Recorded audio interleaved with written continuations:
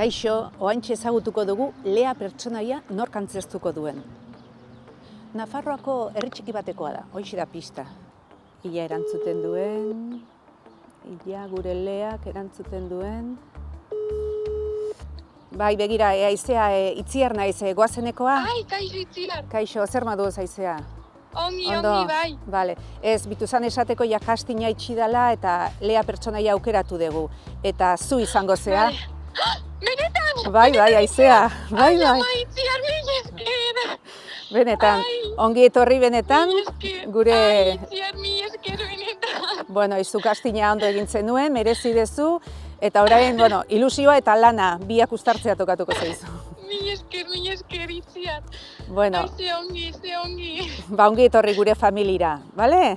Bueno, Mila esker, bai. bale, zehaztuko Mila ditugu esker, gauza Itziar. guztiak, muixu bat, Ados, bale? ados. Bueno, laizter arte, Ados, aio bai. haizea, agur.